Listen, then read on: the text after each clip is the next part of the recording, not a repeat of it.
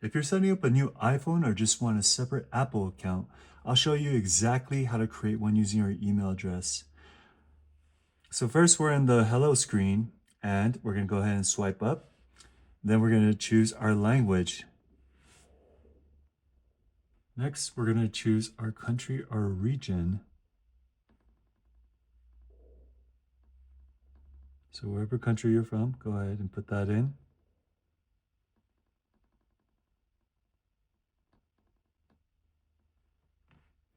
Okay, so next it's going to ask you about appearance. Go ahead and push continue. And then it says set up with another device. All right, so what this means is that it can help you expedite the process. And then if you have like another account, you could bring that in like this. And then so I could continue, it'll sync. MacBook or iPad also works. But we're gonna go ahead and put set up without another device. And then it says, it's just asking about iMessage and FaceTime. Yes, continue. It's gonna ask you for your Wi-Fi. So I'm gonna put that in. Okay, so once we have the Wi-Fi set up, we're going to push continue. So it's going to take a few minutes to activate your iPhone. Next, you'll see the data and privacy. We're going to go ahead and push continue.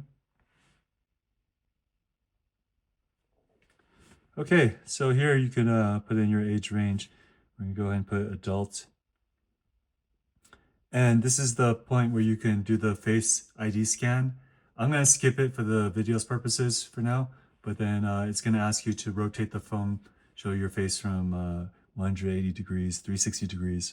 Okay, we're going to put set up later. So I'm going to just put in a password right now. So let's put 1, 2, 3,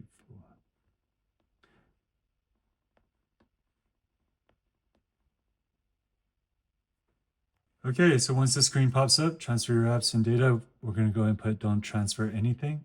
And once the Apple account pops up, we're going to go ahead and put forget password or don't have an account. And this is a part where you can create a free Apple account. We're going to go ahead and do that. Click that. So now put in your name. Okay, so once you put in your name and your birthday, then go ahead and push continue. Now it's going to ask you for email address. We're going to go ahead and put that in. Once you put in your email address, you can choose to turn off announcements or continue. We're going to go ahead and push continue. All right, next, Apple's going to ask you insert a password. And so just go ahead, create new password. You're going to have to verify it, so make sure that it's written twice the same way. When you're done, go ahead and push continue.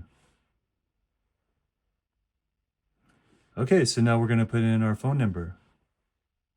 All right, guys, I skipped that part, but once you put in your phone number, then it's going to send you a text.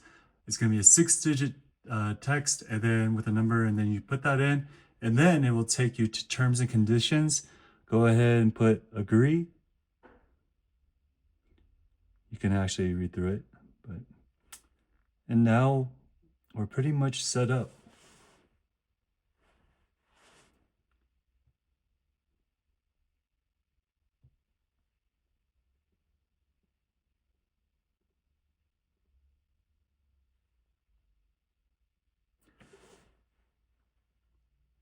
So now Apple will load everything, but we're at the finishing step.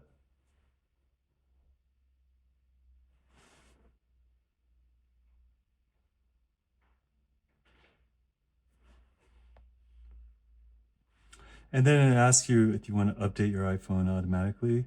I'll go ahead and say only download iOS and turn on location services. I'll set up later. If this is your primary phone, go ahead and allow them to know your location. And then next is screen time. I'll go ahead and put set up later in settings. Oh, we can continue. No.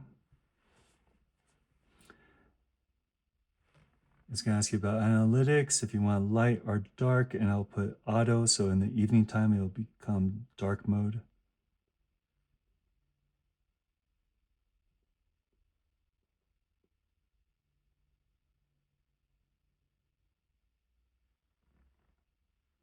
And then now there's Siri, and then I'm going to go ahead and put set up later.